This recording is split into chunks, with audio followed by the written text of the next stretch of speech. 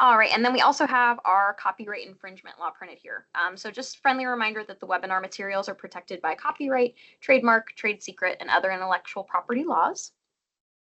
So it's going to be a little different, obviously, because we're not on Adobe for this one. So I do want to note to you that the presentation slides are available for download on our website. Since I'm not able to use the files pod on here. The link was included in today's urgent e-blast, and then it is also in the chat, and I'll send it again once I'm done with the introduction. As y'all have been coming in, I've been muting mics just to avoid any feedback as Cheryl begins. But we do encourage you to participate through the chat and by using the reactions that are available on Teams. So if you want to utilize the chat, you would go up to the top of your screen. You have a menu bar and there is a little conversation bubble symbol. So if you click on that, you will see the chat box pop up to your right-hand side on that panel. If you want to use it, you'll just go down and click where it says type a message. And when you're ready to send it, you can always hit enter, or you can click on that little paper airplane icon and that'll send it into the full chat. If you want to raise your hand to maybe draw attention to a question or anything like that, there is a hand icon up on that same menu where the chat bubble is.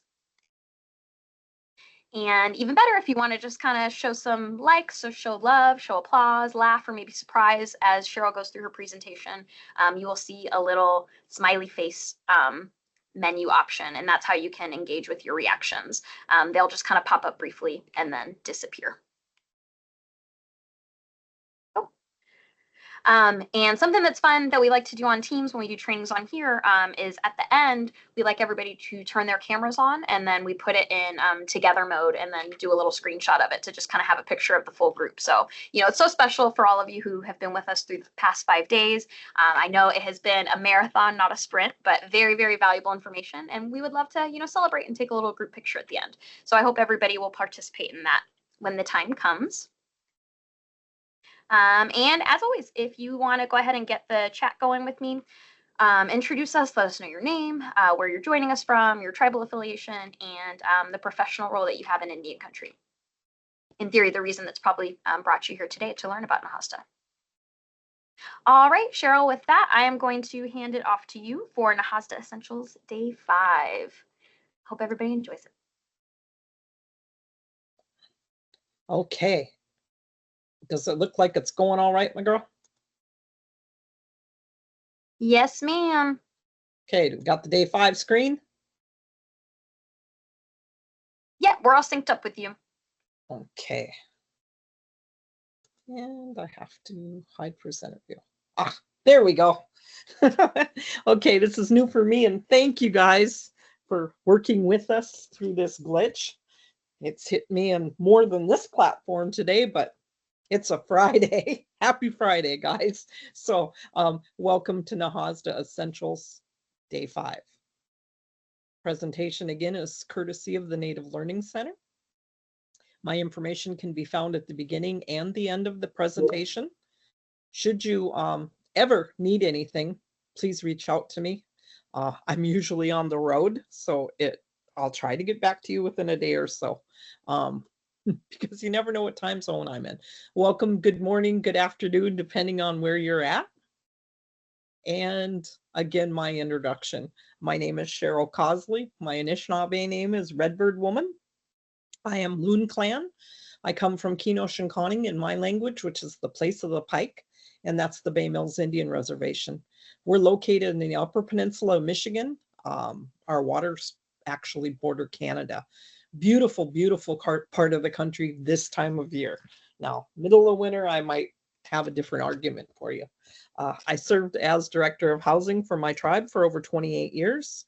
I also served during that time as the chairperson for the Great Lakes Indian Housing Association, 31 tribes surrounding the Great Lakes. And I was honored to serve on the National American Indian Housing Council. I started off as the secretary, did that for a couple of years. Became the vice chair. So I had a 12-year stint there, and then 4 years as the chairperson, 2 terms. So I started this business about 5 years ago. providing training and technical assistance throughout Indian country. So continued to get to work with all of our people, and I feel very, very blessed. So we're going to go through and complete financial management today. We're going to talk about record keeping and reporting and some of the maintenance things that you have to make sure that you're adhering to. Again, please take that time to pull down these materials. They're really, really good reference items. And again, the course objectives to provide that basic summary of the NAHASDA program, the rules, the key elements, some of the things that you don't know that you have to know, and you have to pay attention to. I'll probably spell it because it's, I mean, you're more than welcome to borrow. Got her. Thank you. Answer common questions, walk through the grant process from formula to reporting, and discuss key issues in implementing your IHBG. So we need to discuss the conflict of interest in admissions and in the administration of your contracts. So basically the conflict of interest is the same for either scenario.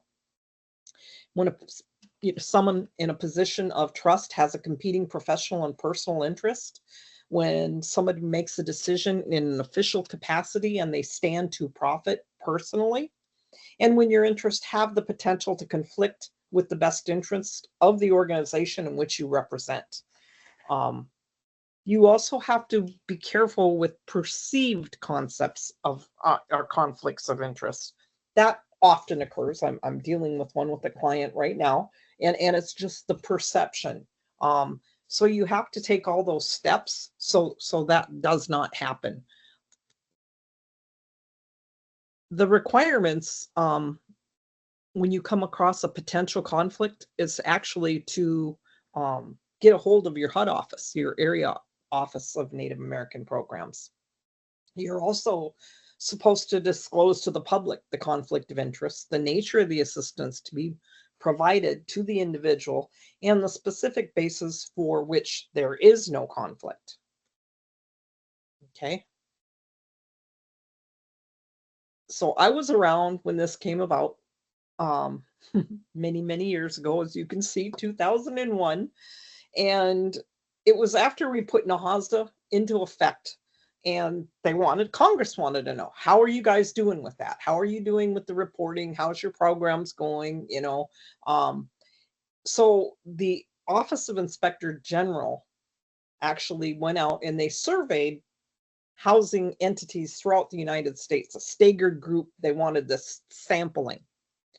Well, the sixth finding in that audit was there was undisclosed conflicts of interest, preferential treatment in the admission to our housing programs.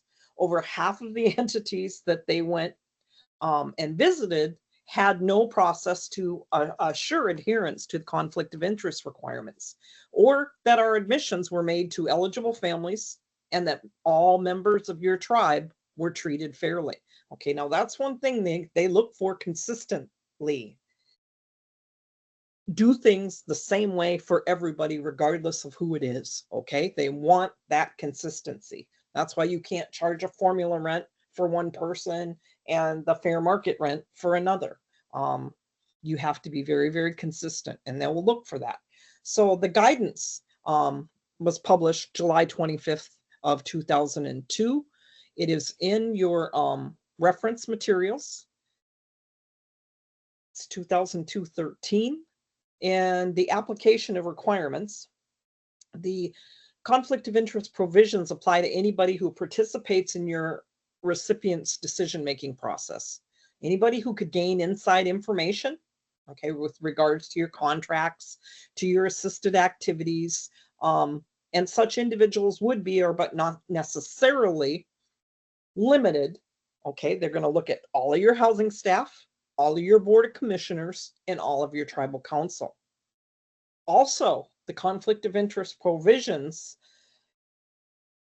stretch out to your immediate family. So it's really, really important that you have a good definition of immediate family, and your individual's business associates. That one gets a little bit harder to monitor, let's say, because of the fact that they want you to monitor even prospective employers is included in on the language. The requirements prohibit any such individual from benefiting from their position personally, financially, through the receipt of special benefits, other than the payment of salary or appropriate administrative expenses. Doesn't prevent housing staff, the board members, their family members, or business associates from receiving housing benefits for which they qualify as a low-income individual.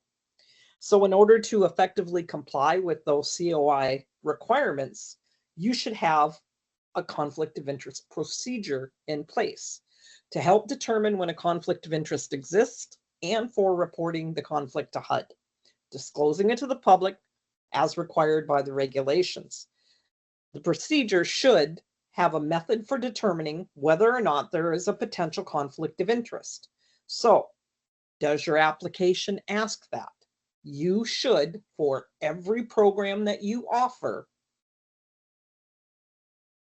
have a document in the inside asking if they're related to any of your housing decision makers, housing staff, housing board, tribal council, okay?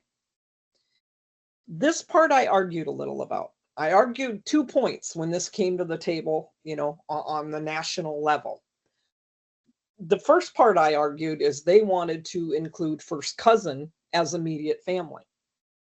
So we argued enough where the tribe now makes the determination of what an immediate family is, because I had like 27 first cousins by the time I was 12 or 13,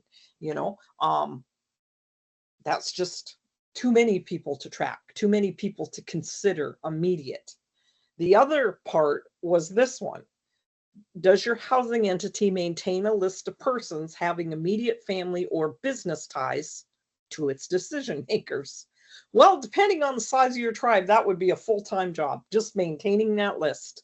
So I did not do that, and I did not put that in my procedure for determining a conflict of interest, just because it would be entirely too much work. So you need an administrative step for reporting the potential conflict of interest to your ONAP office and disclosing it to the public, the nature of the assistance that you're going to provide, the individual, and the specific basis that you selected that individual, okay? So there's guidance that has got all of this information in there, how to do that. You should be sure you have written and adopted all policies required by NAHASDA: eligibility, selection, admission, occupancy, rents charged, management, maintenance. They have to be in accordance with the NAHASDA program, enforced by a set of procedures that ensure the policies are being adhered to by both your staff and by your boards, both sets of governing bodies if you have them. They should be reviewed to ensure they don't contain provisions that inherently allow for conflicts of interest. If you don't have those necessary policy systems and control procedures to comply with those requirements, they should be written and adopted immediately. All policies should be made public. Copies should be made available to the public upon request. So there's certain policies, okay, that are going to be contained within like your A&O policy, okay? Conflict of interest could be within your procurement policy also. So there's certain policies that your housing entity are going to have that you should have separately for dissemination, okay? They're going to want to know, can I see your conflict of interest policy? Yep, here it is. There's just certain parts of your policy you should always have as a separate thing, okay? It makes it easier, separate, but also in your main body of the policy. If the person receiving assistance is low income, they qualify, eligibility, admission, occupancy, you only need to make the public disclosure, and HUD notification is required. However, as stated above, HUD approval for an exemption is required when there's a potential conflict of interest that would be in violation of 1030.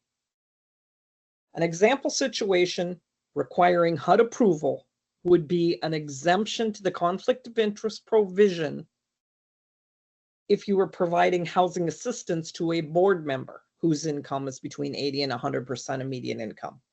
So basically, you can service your board members, you can service your staff and the families of your staff. You can service your tribal council members if they are within the HUD limits. It can be perceived as a conflict of interest because of who they are. So if they fall between 80 and 100%, those people you should notify HUD about before you service them. You have ample time. As soon as you figure out they're next in line for the house, while your guys are fixing it up, send that notification to HUD. And then you also have mandatory posting that you have to take place. A recipient's compliance with the conflict of interest requirement should be included in the tribe and or the TDHE's self-monitoring program.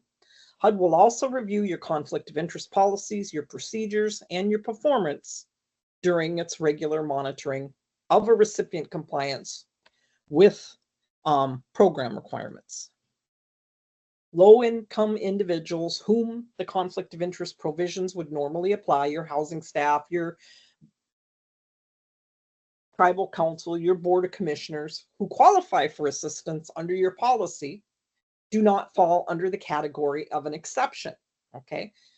ONAP approval is not required to provide them with assistance for which they qualify, okay? Unless they're between 80 and 100%, then it's that perceived conflict of interest. However, you must make public disclosures of the nature and the assistance to be provided to the individuals, the specific basis for the selection of that person.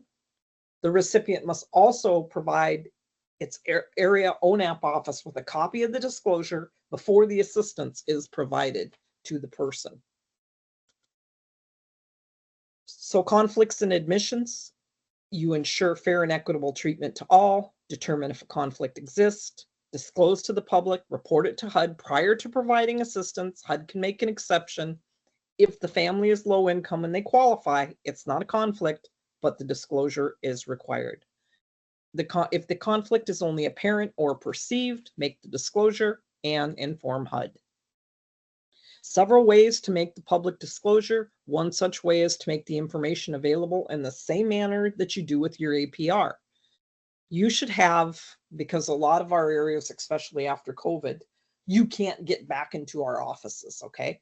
So your disclosure area should always be a place where your tenants can roam freely. So the outer part, well, not the outside part, but in the reception area, basically, or the entrance area to your housing entities, okay? Because you're supposed to also do that with your APR. You're supposed to put that up, remember, for like 10 business days. So some programs include a public disclosure section in their monthly meeting agendas. HUD has to be provided with a copy of the disclosure. If the recipient is a TDHE, you can also provide the tribe the disclosure as well. So your applications, every application that you have, your rehab application, your down payment assistance, your rental properties, your rent to own, anything that you offer, TBRA, every set you should have your own individual applications for, because your rules might change. You might charge 20% for one and 30% for the other. You might have, we give TBR assistance for a 1 year period, you know. That's why it's so important to kind of unbundle some of your stuff. But every application should ask if you or any member of your household have a family or business relationship with an employee, board of commissioner, or tribal council of your housing entity. Very similar to this, the applicant name, the program that they are applying for, the application date. I'm applying for the housing program noted above. I am disclosing that I am an employee of the housing, the board of commissioners, or tribal council. I'm an immediate family member of a housing employee, board of commissioner, or tribal council member. I'm a business partner to a housing employee, board of commissioner, or tribal council member, or I am neither to all of the above.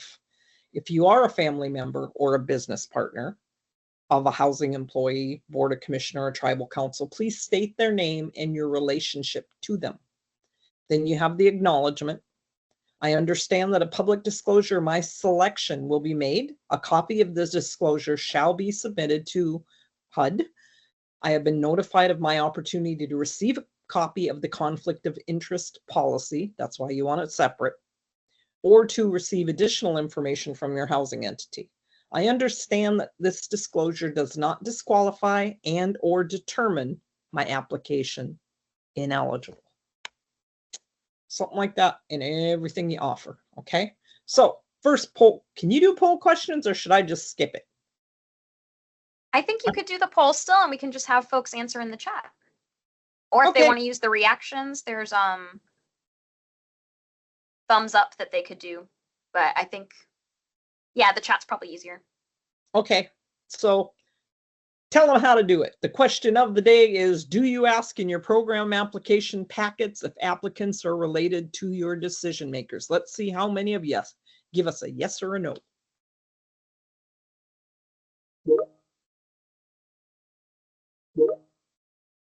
Hey, Bessie, you made it.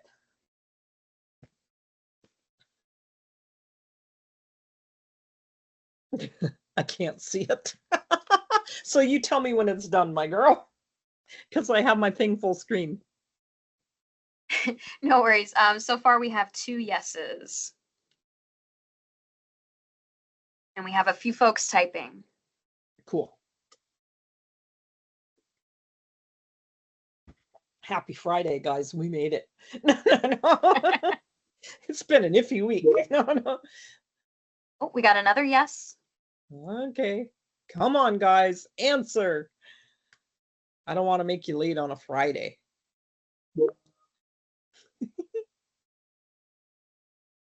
And it looks like we have somebody raising their hand, I think probably signaling yes as well. Okay. Well, we're going to leave it at that. At least some of you are asking. If you're not asking, you guys need to work on that part. So you need a procedure for the determination of conflict of interest in admissions. One of the most important decisions you guys have to make is, what are you going to determine immediate family? I often, when I work with our clients, suggest that you would use the definition of immediate family for those who you might pay a 4-day funeral leave for. Doesn't usually stretch to first cousin or anything like that, okay? And then you need a disclosure form. Staff, board, council, the above has applied and been determined eligible for services, the nature and basis of the assistance. We're going to give them rental assistance. We selected them for a rental unit. This is the important part. You put that posting up, okay?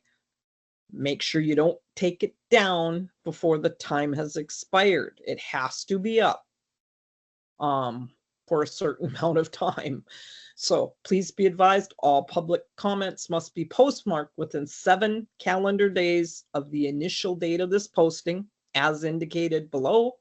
All conflict of interest comments must be in a sealed envelope addressed to your housing entity, board of commissioners, tribal council, whoever it is there. Comments that are received will be reviewed at the next regularly scheduled board meeting. The board will not consider any comments received after the end of the comment period. And that should happen. You put the posting up of what time you put it up, and you put the posting time out, who took it down even, okay? And make sure you leave the appropriate amount of time in there. For your comments, I used to have like a cup holder, and that's what I recommend. You know, the little screw you can screw in the wall, and then make some self-addressed envelopes with all this information on there, who you want them to send it with. Put the stamps on there and everything. Poke a little corner hole in there so you can put those right next to this posting. They want to send it, you're going to make it really easy for them. Most people don't. Okay, so you take them up, put them down, take them up, put them down. Don't leave them there all the time there though. Okay. So this is what the one looks like. It's outdated within the program guidance. You're going to have to manipulate that PDF to give a proper date on it. You have to disclose when an individually directly affiliated with the organization is qualified and been selected to receive assistance through the NAHASDA program. Potential conflict of interest is being disclosed due to an immediate family member of employees and or housing board or tribal council have applied for and met the requirements for participating in your housing program. Participants will be provided assistance for if it's low rent, if it's modernization, if it's TBRA, whatever that is, who the applicant is, who they're related to, what's the specific basis for the selection. Well, they're American Indian or they're Alaska Native. They're low income as determined by HUD. It's going to be their primary residence, and they were next on the list, is what I usually put on that line. Please be advised all public comments must be postmarked within 7 calendar days of the initial date of your posting. So if you put that posting up at 8 o'clock in the morning, don't take it down for 7 days until 8:05. Okay, just don't make that mistake because you have to fill in that part too. And make sure somebody fills in when they did take it down.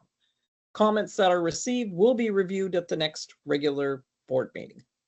Okay. So the next poll question you guys can answer if you want. Do you post the notice of potential conflict of interest in your housing office as required? Yes, no, and I don't know. You can do it however you want, and Brooke's going to monitor it in the background, and I'll just keep going. So the items checked during your HUD visit, they're going to look to see if there's proof that the family was selected in accordance with the written policies and procedures and their position on the written waiting list. Is there a conflict of interest involving a family at admission? If so, has HUD been notified? If so, was the public disclosure made as required? That's what HUD's going to look for when it comes to that. So, conflict of interest paperwork. I have seen where they say you only need to keep it for 3 years. That is the third point of contention that I had. If they require you to keep proof that your families were eligible at the time you admitted them, and you have to keep that forever in their file, why would you not keep the posting with the same documents forever? Because of the fact that with COVID and everything else, it could be 6 or 7 years between a tribe's monitoring.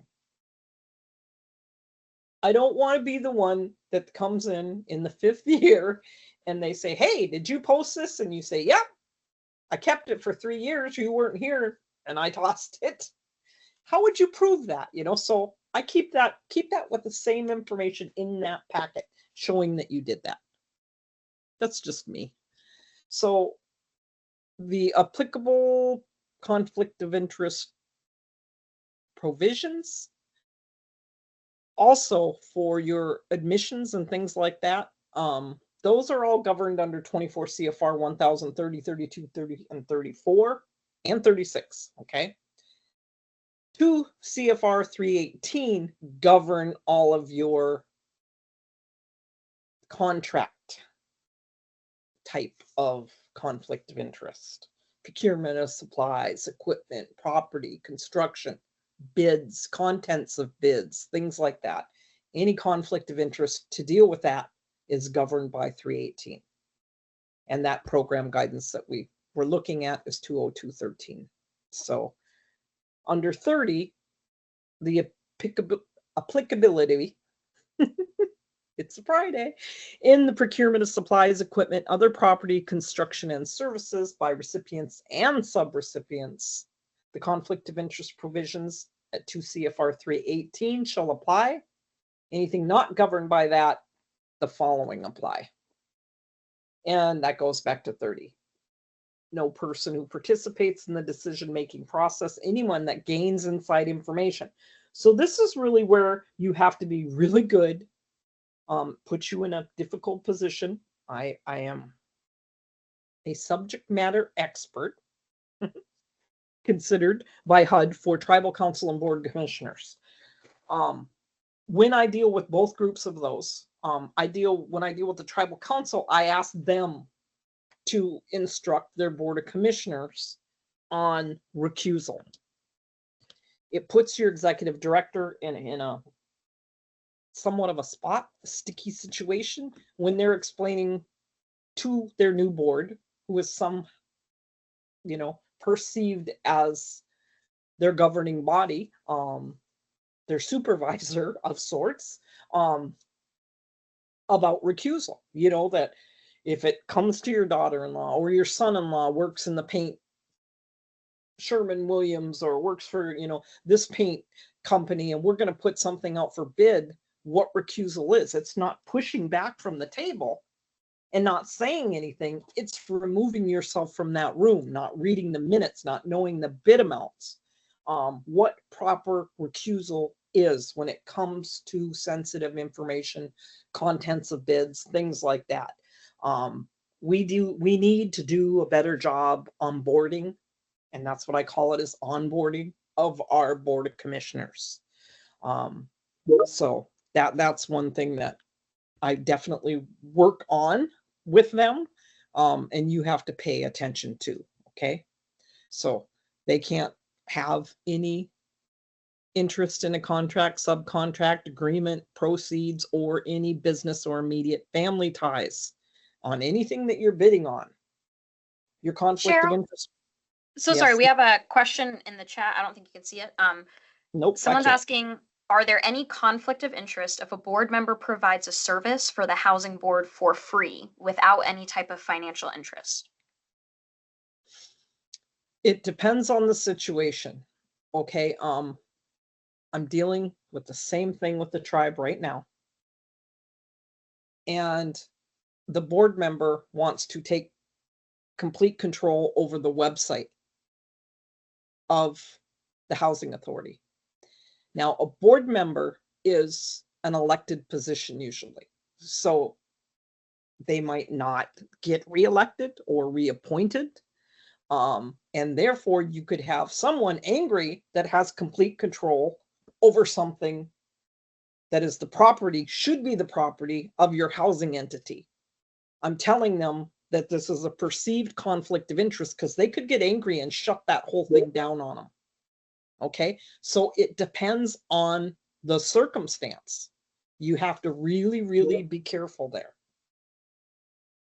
Okay, if that made any sense to you. And I can't see the comments. They said it's actually them. Oh, okay. And then even said, haha. He said, I don't have complete control of the site, quote unquote. Right. He's typing more right now.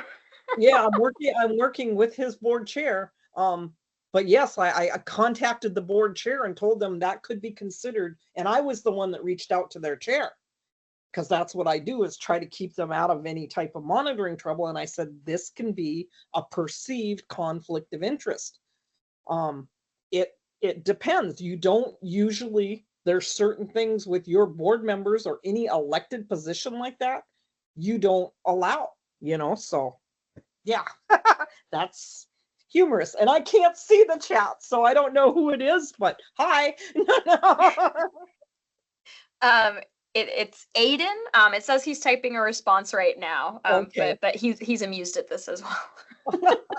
Yes, so there it is. Oh, okay, he asked, how can we ensure that it is not a quote unquote perceived conflict of interest? They're gonna have to get permission from HUD. Because of that fact, they're an appointed position, and because of the fact that they might not get appointed, they would have the ability to retribution basically and shut it all down, plus any type of cost that come with providing a website. You have to go through the proper procurement and things like that, and it would be a mess basically. It would be really, really hard. Okay. We can discuss this one at a different time. I've only got so long with this class. I'm sorry. What an example I picked. Okay. So your conflict of interest provision does not apply in instances where a person who might otherwise be included under the conflict provision, as long as they're low income, they're selected for assistance,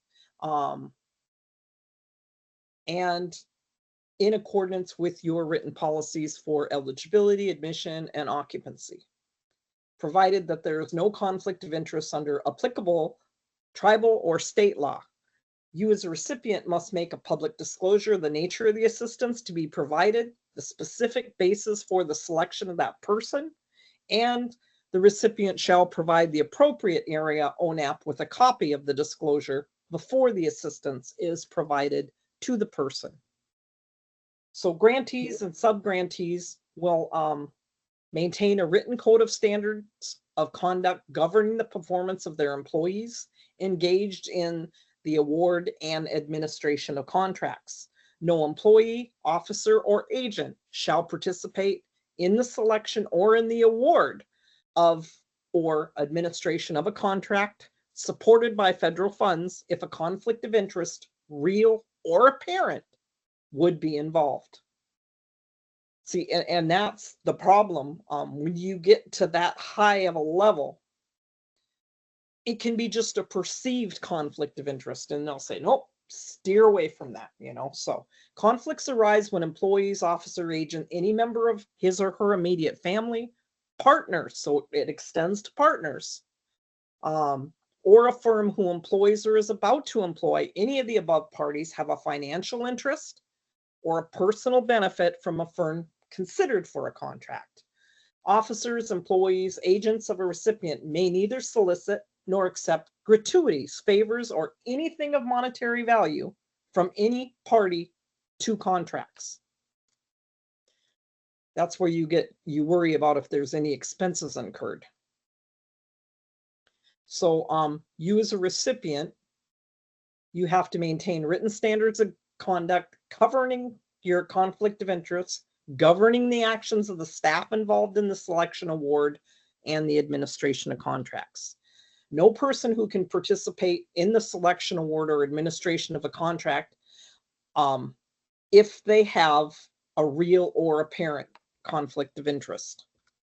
Cheryl, we have another question that came in on this topic. Okay. Emmanuel asked, can a maintenance employee contract work off the clock to work on rental units or mutual help units using program funds?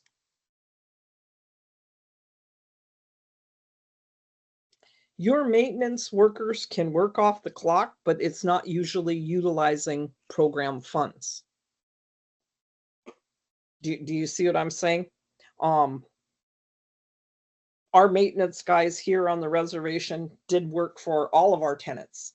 They did them on the clock, and we charged like a basic fee per hour because we wanted our mutual help units to stay in good shape. But yet the tenant was the one that was, because they were the owner, responsible for that. So we charged them the amount of the supplies and a set hourly fee for the maintenance guys to do it. Okay. If they do it after work,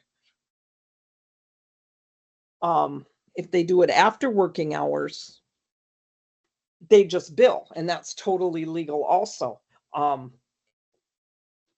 I don't know about what they mean about program funds, though. That part's confusing to me. Okay, so the recipient has to maintain written standards of conduct covering conflict of interest, governing the action of staff involved in selection, award, and administration of contracts.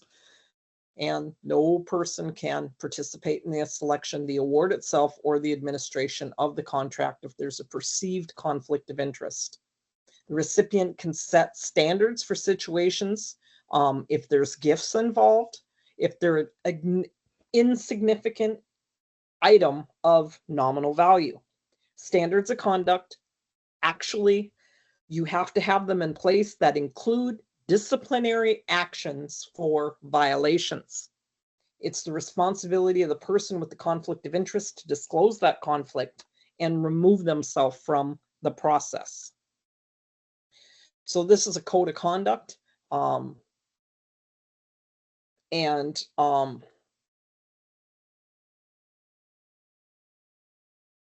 The Housing Authority prohibits its officers, employees, agents from participating directly or indirectly in the selection or in the award or administration of any contract if a conflict, real or apparent, would be involved.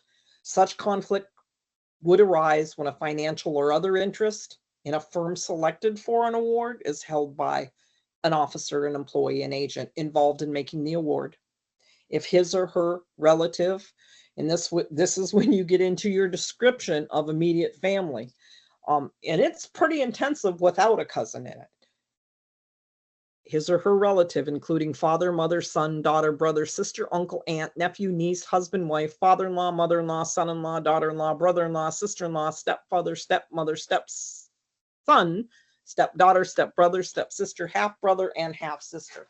His or her partner, or an organization which employs, is negotiating to employ, or has an arrangement concerning prospective employment of any of the above.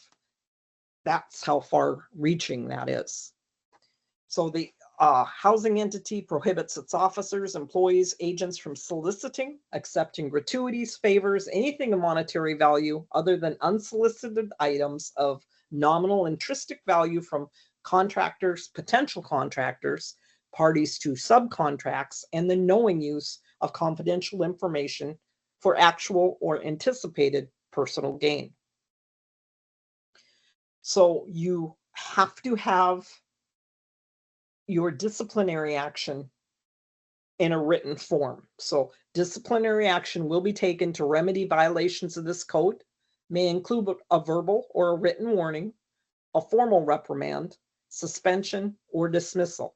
The level of the disciplinary action will depend on the severity of the violation, the individual's prior behavior, the nature of the individual's position. Notice that the housing entity communicates the requirements of this code during orientations, at trainings, in the bylaws of the Board of Commissioners, and in its personnel and procurement policies. So, can exceptions be made to the conflict of interest provisions? Yes, HUD may make an exception to the conflict of interest provisions set forth at 1030 on a case-by-case basis when it determines that such an exception would further the primary objective of NAHASDA and the effective and efficient implementation of the recipient's program, activity, or project. A public disclosure of the conflict of interest must be made. A determination that the exception would not violate tribal law on conflict of interest or any applicable state law must also be made. So under 1034, in determining whether to make an exception of the conflict of interest provision, HUD's going to consider whether any type of undue hardship would result, either to the recipient or the person affected, when weighed against the public interest served by avoiding the prohibited or perceived conflict. So you are supposed to maintain these records for a period of at least 3 years after they or you make an exception. That's where I said I keep it forever. So a conflict of interest during his tenure and 1 year after. So this is common language that used to be mandatory that they took away when they went to NAHASDA. And it basically prohibits anybody that works for the housing authority or volunteers, a commissioner, a tribal council member, anybody that is privileged to certain information, they're not able to do business with the housing entity for at least a year after they leave employment for whatever reason, because of the fact that you might have knowledge of anything they're bidding on, or all that sensitive type of material. You also have to make sure that you're not using, when you're contracting, debarred contractors.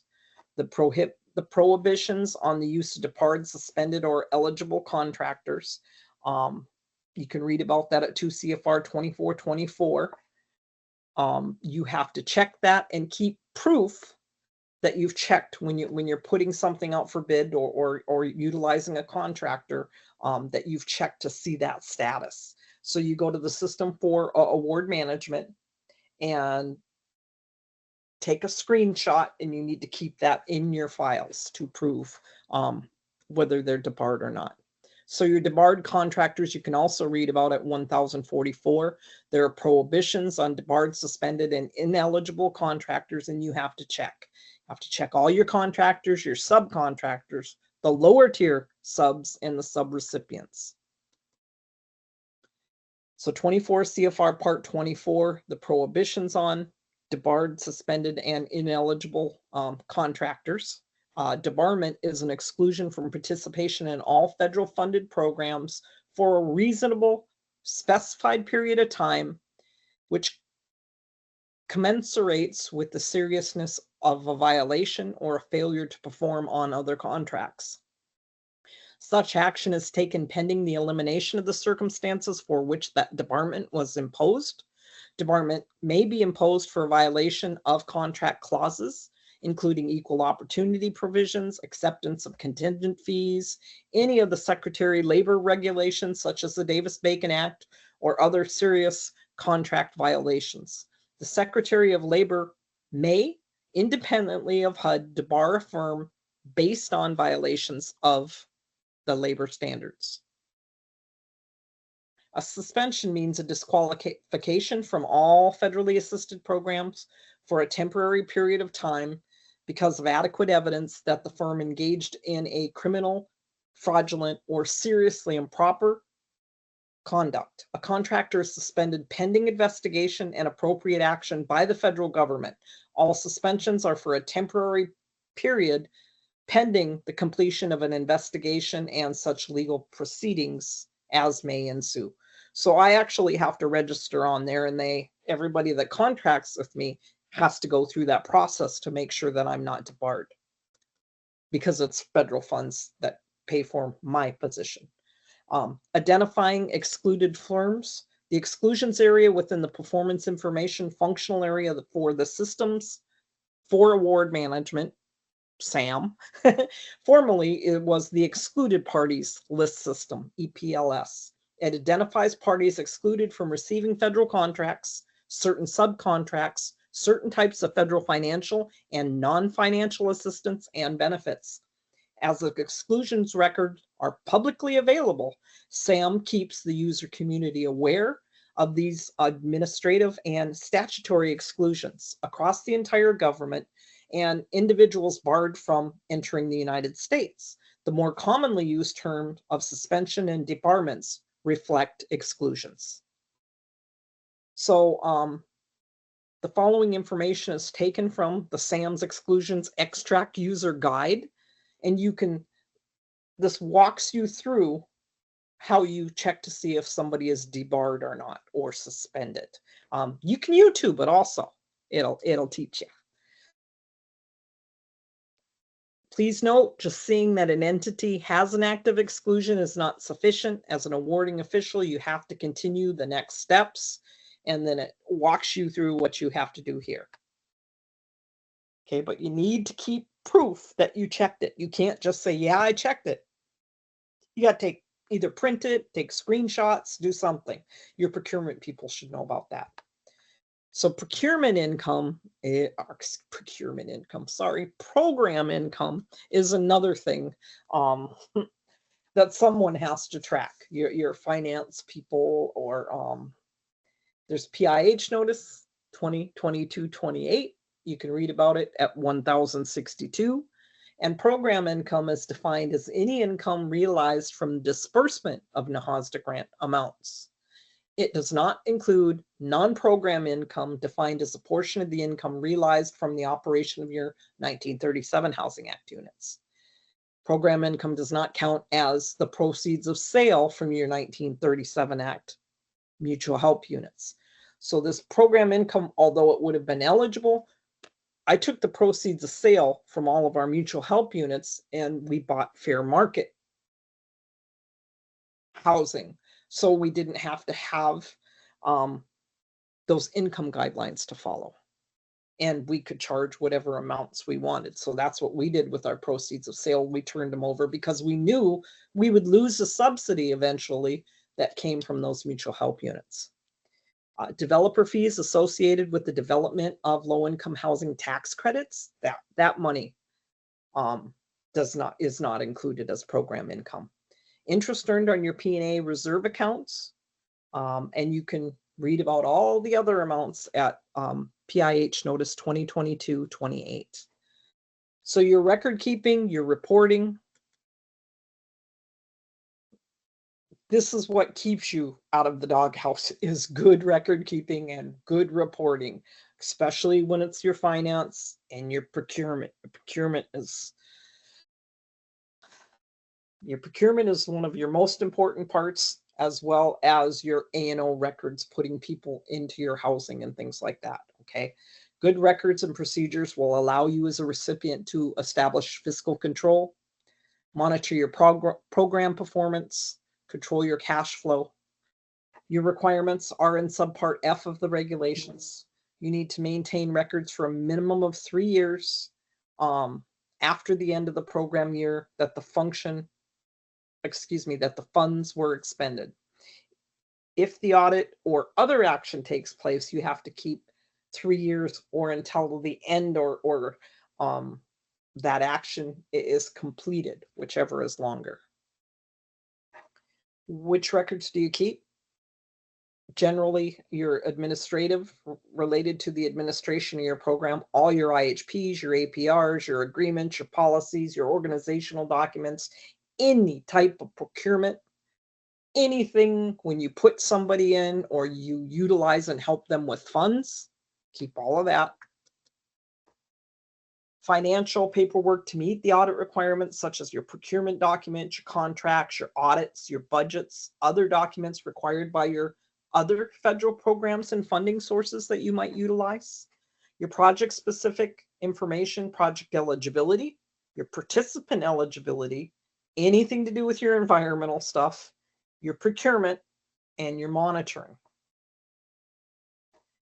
Your management requirements, written procedures for identifying documentation required for tenant programmatic files, the way in which the files are to be retrieved or stored, excuse me.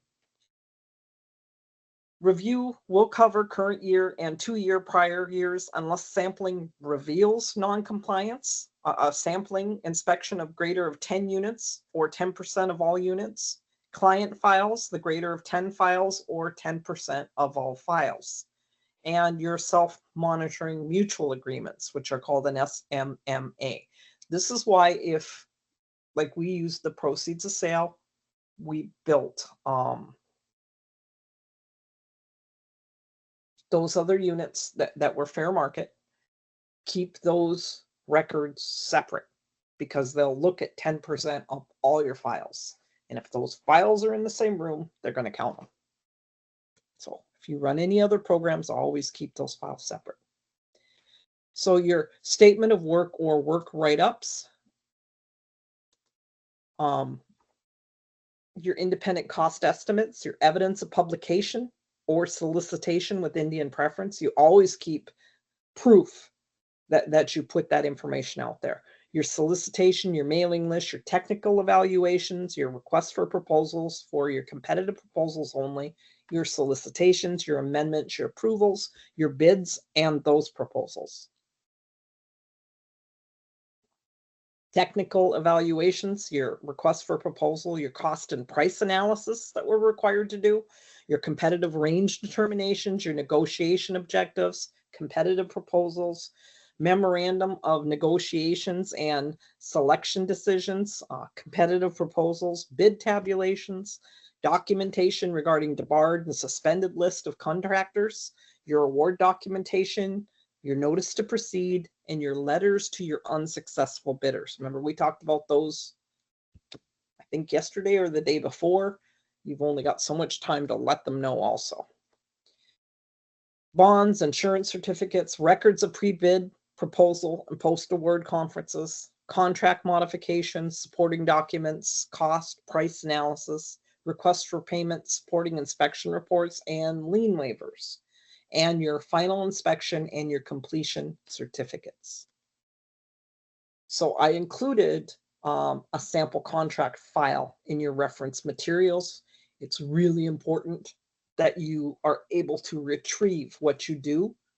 And this might give you a jiggler as to what you're supposed to do with some of your procurement, okay, and what you're supposed to keep. So GSA, we're allowed to utilize GSA. Your tribe is, but your housing entity is also. They recommended that we utilize that, but unless it's changed a lot, and I honestly haven't been looking at GSA merchandise in the last couple of years, a lot of it's not that big of savings that's used, you know, but my tribe, a couple of times I jumped on planes going to Maine, and there was our maintenance guys going and picking up equipment and bringing it back. So there's some deals on there. So your GSA federal supply sources available, Program Guidance 2010-09. We as a recipient are designated as an executive agency. We have access to sources of supply on the same basis as employees of an executive agency. So our funds, when are they considered obligated? The performance measure under your Indian Housing Block Grant, there's PIH Guidance 2026. At the time of written commitment, subrecipient funds count when work begins. Construction costs are obligated when force account workers break ground or your construction contract is signed. So your performance measures and your audit. The recipient has complied with the required certifications of its IHP. Its policies have been made available to the public. Okay, these are under 1,524. Make sure that your fiscal audits have been conducted on a timely basis in accordance with the requirements of the Single Audit Act as applicable. Any deficiencies identified in your audit reports have been addressed within the prescribed time period. Accurate annual performance reports were submitted to HUD in accordance with 1,514, including made available to the public. The recipient has met the IHP planned activities in the one-year plan. The recipient has substantially complied with the requirements of 24 CFR Part 1000 and all other applicable federal statutes and regulations. The Single Audit Act consolidates and allows for one audit rather than multiple audits of each federal grant a tribe receives.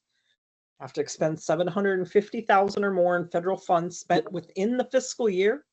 You must have a single audit or program-specific audit in accordance with the provisions of Subpart F of 2 CFR 200.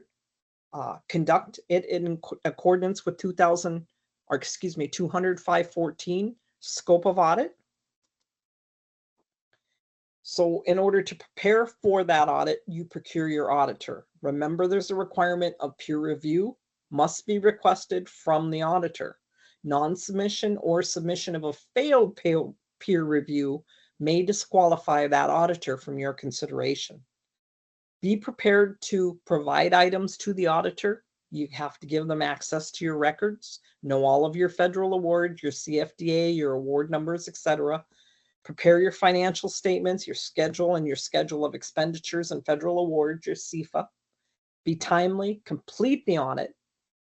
And this part you have to pay attention to.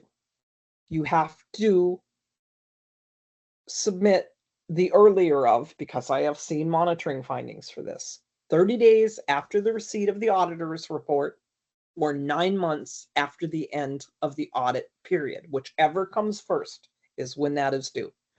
So you don't send it to HUD. We send our audits to the audit clearinghouse. So what are your allowable audit costs? NAHASDA funds can be used to pay a proportional share of the cost of the audit if an audit is required. Now, if you're a TDHE and you have to audit because you've hit that threshold and that's all you're auditing is your program, you could pay for the whole thing. if you're a tribal department, you can pay for the portion related to the housing portion of that audit, but you can't pay for the whole tribe's audit. So your responsibilities under 200-508, procure a single audit, refer to 200-509, audit selection. Prepare the schedule of expenditures of federal awards, the CFA, refer to 200-510, financial statements. Prompt follow-up, corrective actions on your audit findings, refer to 200-511, audit findings follow-up. Provide the auditor with access to all your records, personnel records. They're going to review every one of your meeting minutes. You have to let them at what they need, and you have to provide that in a timely manner for them. Your insurance, mayhem is everywhere. So program guidance 2014-03 covers our insurance, provide technical assistance to assist recipients in understanding and addressing their insurance needs. When is it required? What insurance requirements apply? When is it adequate? What insurance requirements apply to contractors and your subcontractors? What are other insurance requirements under NAHASDA? Any actual losses that could have been covered by a permissible insurance are generally unallowable, and they won't allow your use of HUD funds for that. Okay, so when is insurance required? When a recipient has housing units that are owned, operated, or assisted with your block grant funds. If that assistance is $5,000 or more, there's supposed to be insurance in place. Insurance may not be required if there's no risk or loss or exposure if the amount of the assistance is less than $5,000 and there's no repayment agreement of any kind. So what is adequate insurance? Insurance in an amount that will protect the financial stability of your block grant program, whichever is longer for the useful life. Remember, we did that one the other day. The affordability period of the recipient or the privately owned unit, or the terms of the repayment or forgiveness agreement for all or part of the IHBG assistance for a privately owned housing unit. So 200-310, at a minimum, provide and maintain equivalent insurance coverage for real property and equipment acquired, approved with federal funds as provided to property owner owned by the non-federal entity. The block grant specific requirements are at 1,136, mandates adequate insurance. Refer to the program guidance at 2014-03, dated March 20th, 2014. Insurance requirements under the IHBG program. So this is what HUD will look at when they come in. The purpose of the review is to determine if they have adequate insurance to indemnify the recipient against loss from fire, weather, and liability claims for all housing units owned or operated by the recipient, will protect the financial stability of the recipient and their block grant program. The purpose is to determine whether the recipient uses insurance proceeds for eligible activities and apparently reduces the grant expenditures for the insurance proceeds. So the insurance procurement. Insurance is adequate if procured from an insurance provider or a plan of self-insurance in an amount that will protect the financial stability of the recipient's block grant program. A recipient may purchase the required insurance without regard to competitive selection procedures from nonprofit insurance entities which are owned and controlled by recipients and which have been approved by HUD. So those of you that are familiar with Amaranth, that's what they're talking about here. If you're not utilizing that, then you need to go through your regular procurement, go get your 3 bids, and take all of those necessary steps. Was insurance provided through Amaranth, a nonprofit insurance entity approved by HUD? If insurance was procured from a private entity, were the required procurement practices followed to ensure competitive selection? So that's what they're going to check for. Your insurance documentation, they want to obtain a copy of the latest insurance policy with proof of payment, obtain a copy, verify existence of a list of insured housing to document all your units were covered. If it's not included in the policy, access the insurance company's website. Are all NAHASDA assisted units covered by the insurance policy? If the recipient has done extensive rehab on private homes, verify there's adequate insurance coverage for these units. Verify insurance coverage by reviewing the list of units in the policy or by accessing again the company's website. Summarize the result of the review in a work paper, and this basically tells them what to do there. But that's what HUD's going to look for as far as that goes. Now your maintenance. What is maintenance? Excuse me.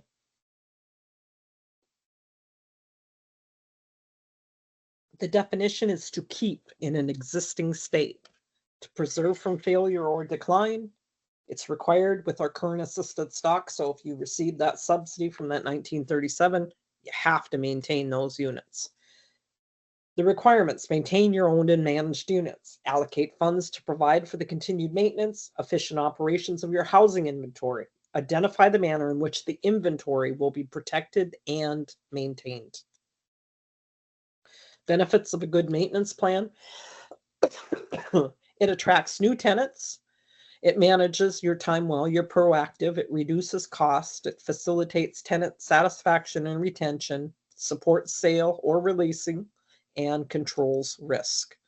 The benefits of the maintenance plan: compiling a maintenance manual, written policies and procedures, delegation of responsibilities, type of maintenance activities and tasks, outline common problems, solutions, location of your as-built drawings, forms report, and work orders. Your maintenance types, they all differ. You have preventative maintenance, corrective maintenance, routine and janitorial maintenance, emergency maintenance, cosmetic maintenance, and deferred maintenance. You schedule that by what type it is. Preventative maintenance on an annual basis by month. Routine maintenance is monthly basis by week. Daily maintenance, you schedule work for the next day. So your budgeting, you have to itemize it by labor, supplies, contract costs. You always capture what type of maintenance, what unit it was, and what program type it was. For budgeting, you need to gather the data. Routine maintenance, non-routine maintenance, how much is tenant damage, what's a capital improvement, what is preventative maintenance, and what was considered an environmental upgrade. So your standard operating procedures, you develop appropriate checklist and forms, job descriptions, subcontractor list, cost data, tracking mechanisms. For purchasing of those supplies, you assess the average use and need of that product, the local availability of parts, keep a supply of hard to get parts, buy in quantity, consider cost of storage, select quality vendors, buy quality materials, and follow your procurement policy for guidelines on micro purchase and small purchase of supplies. So when you get to purchasing your maintenance items, it's got to be done in accordance with your procurement policies and your procedures. Who has that authority? Do you have purchasing limits without approval? Who can sign your purchase orders? Competitive bidding. Is it based on cost, quality, reputation, timeliness, warranties, and guarantees? Your inventory and your storage should be in a convenient location, adequate storage, clean, organized, and safe. For those of you that are in the maintenance field, I hate to tell you, but you're supposed to log and inventory that maintenance barn once a year at a minimum, okay? Label any chemicals, limit access. We didn't allow anybody that was not an employee of the tribe maintenance department or our housing entities maintenance department inside of our housing barns. There's just too much valuable stuff there. Sign out security systems, use date codes, and reconcile often. Your maintenance shed, your barn, your building, whatever you call it, should be inventoried on a yearly basis. You need a way to prioritize your work orders and your maintenance policy. Okay, this is how we did it. Emergencies, life-threatening or extreme property damage. Urgent is a major inconvenience to the resident or property damage. Routine is resident or housing department request. Vacancy, prepare the vacant unit for occupancy. Planned maintenance, planned and seasonal maintenance, and then special projects, any type of deferred maintenance that you have out there. So your work order procedures, your work order issued, received by the maintenance department, the supervisor reviews and clears that work order, assigns the work order to the appropriate staff and sets a schedule. The work order is completed, the work order is returned and recorded. You need to know all the work is completed. Okay, so I had really good maintenance supervisor. He felt like he should be out in the field with his men. Therefore, he would not always complete the work order. Now, the work was done, but he didn't do his part on the end. So it was because he felt guilty. He wasn't out there busting hump with the rest of his guys. The way I went about correcting it was in front of all his guys. I'm like, you need to come here either an hour before or an hour before the end of the day, and you have to complete these work orders so we can do the billing on them. We were told that it could have been a monitoring finding because there was a stack of them, and I made them all come in the one day. I said, that stack is way too big. You guys tell me what needs to be done on every one and what is completed. So they did it. That's the way it's got to be. So they started doing it that way. And we had that little bit of slippage again. He wanted to be out. I said, okay, you either need to start doing this or I'm going to find which one of these guys will, and they're going to have your job. And then he started doing it because it was a direct order in front of his guys that he had to come in and put down the work and come take, because this is a huge part of it. But it's how you decide that you're going to deal with that. So your work orders, code filing, data issue, date and time of action, the signature of the issuer, the description of the work to be performed or the problem to be solved, the description of the equipment necessary to finish that work. What account are you going to charge it to? Was it tenant damage? Was it just wear and tear? The required craft. Did you need plumbing? Did you need electrical? What kind of work was performed? What kind of materials were used? How long did it take to complete that work? And then the date, time, and start and complete. Now, this is where I had to do another little bit of work. Occasionally, they would just call up the guys, hey, I need you to go over here and do this. It's very, very hard. Your front office staff should not be doing that. They should be calling the maintenance supervisor, and he decides where to go and what to do and when to do it. You can't keep calling your guys on and off a job. It just, to mobilize them, to get them going, to put away the paint, to do everything that they're doing inside of the unit, that's not the job of the receptionist or the people making those calls. So you need to work out that part of the system also. Property inspections, exterior, interior unit, and curb appeal. So when you're doing your inspections, you need to do it when there's no snow on the ground. If you're in a place like here, which means I can't do inspections until May. Your move-in inspection, the recipient and the tenant must be present. You document the condition of the unit. It acts as the basis for future inspections. The move-out inspection is compared to your move-in. Tenant is charged for all the damage that's beyond normal wear and tear. Okay. You're going to need to paint again. You're going to need to clean the carpet, sometimes replace the carpet unless they ruined it, and then that's different. Take pictures, video to show the condition of the unit at move-in.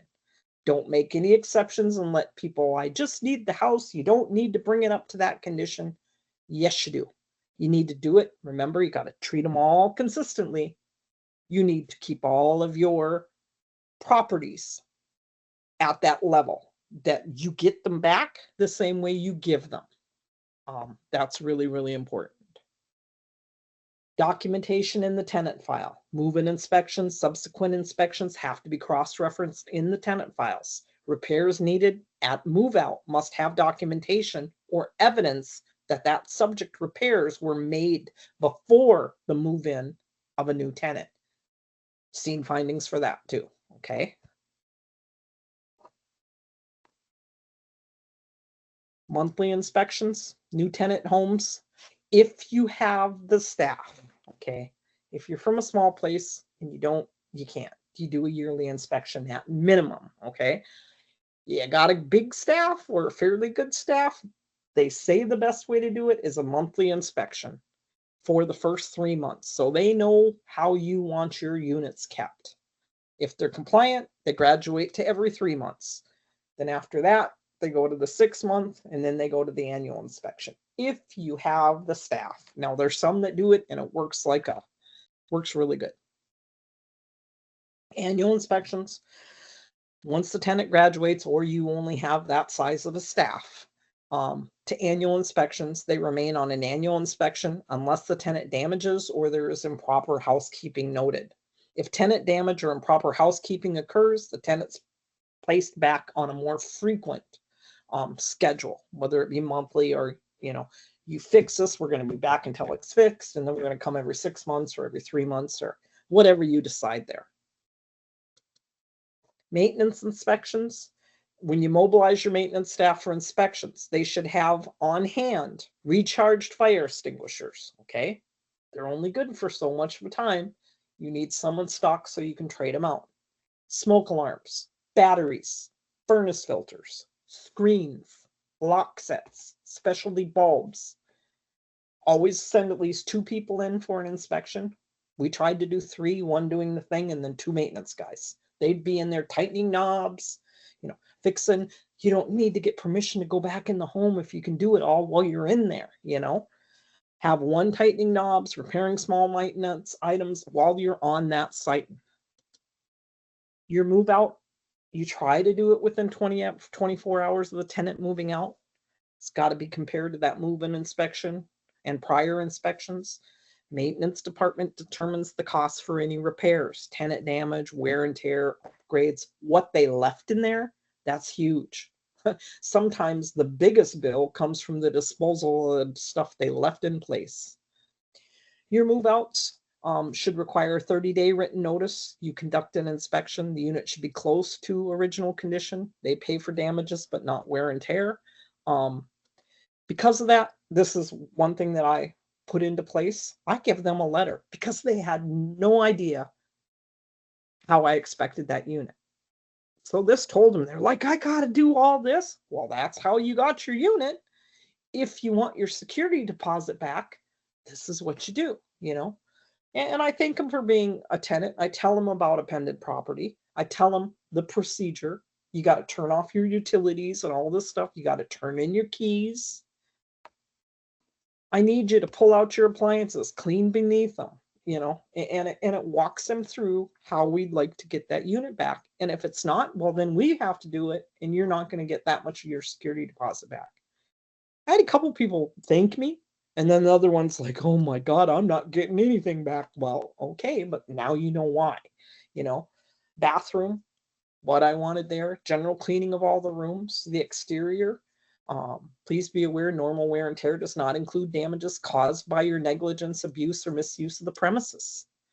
Not limited to broken windows, screens, doors, holes in walls, broken blinds, it tells them. And then when did you contact all of these utilities? And then abandoned property. Abandoned property left on the property after a residence, after those keys have been turned in, are going to be disposed of, and you're going to be charged accordingly for that removal. And then the locks, and then that they got that. So HUD monitoring, they're going to cover the current year and 2 years prior, okay, is what they come in and they normally look at, unless they find something wrong. So I'm at one right now where they're going all the way back to 2016 because they found things back that far. So that's what happens. You have to be careful. They're going to do the inspection the same way. Greater of 10 dwelling units, and HUD's going to go into your dwelling units, or 10% of all your units. They're going to look at your client files, the greater of 10 files, or 10%. Again, keep them separate if you have separate programs.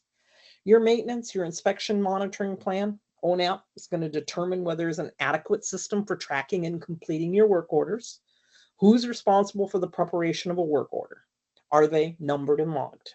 Is there a backlog of your work orders? How old is the oldest work order? Provide the explanation for that backlog. Are work orders approved prior to the initiation of the work? Are work orders approved by someone of authority other than the person performing the work? So those are some of those questions. So does supervisor or monitor work order progress to ensure completion? You test the work order system activities against the actual work accomplished to determine if the system is operating as needed. You select a random sampling of the work orders and compare the work orders to your procurement activities. Coordinate with your procurement system review if necessary. Are inspections of your units completed and fully documented in the files? Review the files of the units that were inspected on site. Locate in the participant files the pre and post occupancy inspection reports. So it's really important that those make it to the file, okay? Identify any work that was needed prior to occupancy. Locate in the work order system and or participants file work order items that were identified during pre-occupancy inspection. Is there evidence that confirms that the work was completed prior to occupancy? And that's where they come up with that finding from, okay? This is what HUD looks at. I'm just trying to keep you guys out of trouble. Determine if planned work resulting from an inspection report isn't appropriately scheduled in the work order system. Are there work orders maintained in a file for this work? Do the work orders identify the responsible party for payment, either the recipient or the tenant, in some cases a home buyer? Has the work identified by inspection been completed? Was required work completed satisfactorily? Was it completed in a timely fashion? If not completed timely, enlarge the test sample to determine if a problem is symptomatic or isolated to just a few cases. If the resident is available, discuss repairs, satisfaction with the work, and timeliness. Do the files contain records to document that the repairs were conducted as a result of a routine inspection? If not, determine if the problem is isolated with just cause or systematic problems are widespread through the recipient organization. If there follow up on your maintenance work orders completed to ensure quality workmanship, inspection reports, correspondence, etc. What does the recipient do to verify work quality and completion? Does the recipient properly evaluate the work quality and accurately track the completion time? Test a random sample of the completed work orders. Test the work orders against the recipient's work order control system to ensure that the system is current and adequate to track your open work orders. If there are problems, identify the problems if they're systematic or an isolated case. Based on the results of the review, does the recipient have sufficient staff to meet the maintenance requirements for its existing housing stock? Does the recipient have excessive staff to meet the requirements for its existing housing stock? Rule of thumb, 1 full-time maintenance person for each 50 units, depending on your local circumstances. Now, if you're in an area that has a lot of snow, you're going to have more maintenance guys probably also because of the snow removal and things like that. So, question if she can find the way. Do you inspect new tenant housing units more than once a year? Yes, no, or I don't know. And that concludes your 5-day course. I hope you guys enjoyed it. I've enjoyed being here. Today was a different one. And thank you for your commitment and service to providing housing for your community and our people. And I want to see, nope, I don't want grid view.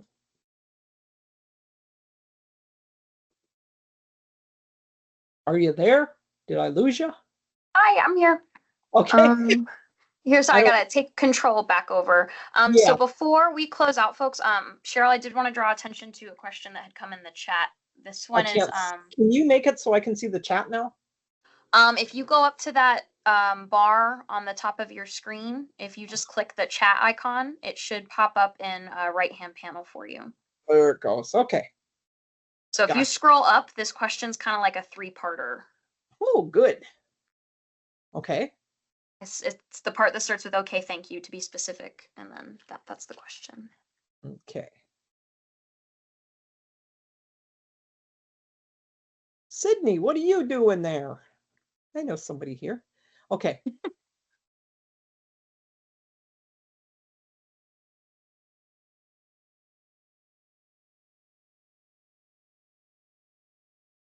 Yes, yes, no.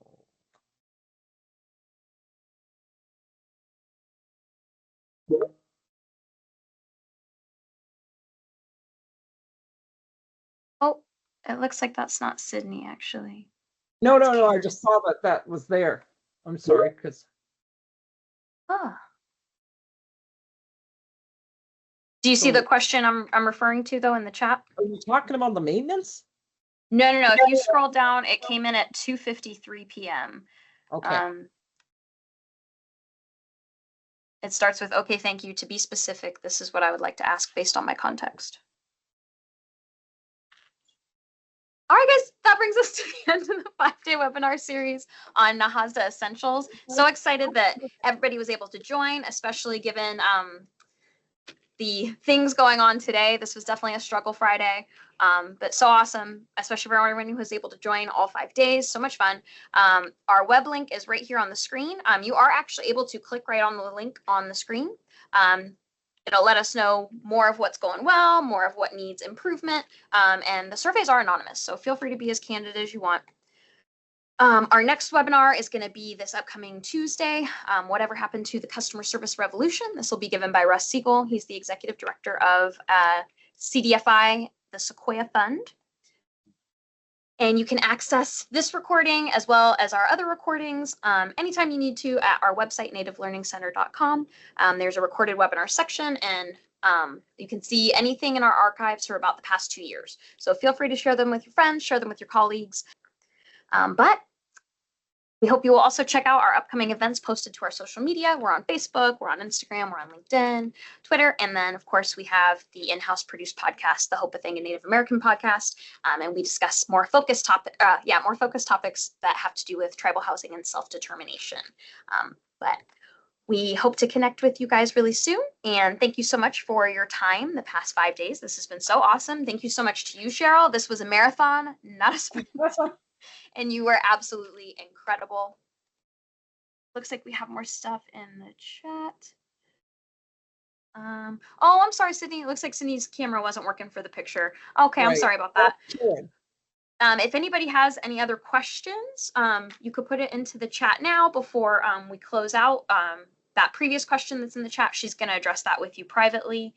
But otherwise, guys, it is the end of the 5-day series. We did it. We made it.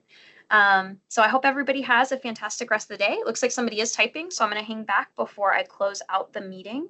But so excited that all of you could be here. And if you did miss any of the steps along the way, just know that the recordings have been posted to our website, and Adobe's not working right now with the technology outages. So you won't be able to review the recordings with everything going on right now, but hopefully if they get it sorted soon, maybe by this weekend, maybe by next week. Cheryl, it looks like this question is for you. Aiden's asking when we could connect. I will try to do it next week. I'm on travel for the next 2 weeks. I'm actually going to be out at his tribe in 2 weeks. So I can do it during that time, but if he needs it earlier, I can try to make time. I'm on the East Coast this week.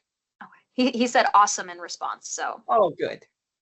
Okay. All right, everybody. I hope everyone has a fantastic weekend, and hopefully all these technology snafus get solved soon, and nobody has any other delays or interruptions to their day. But bye, everybody. I'm going to close it out. Thank you again, Cheryl. You're amazing. Have a good weekend. Have a great weekend and safe travels. Okay, thanks. Bye. Oh, I think I have to stop recording.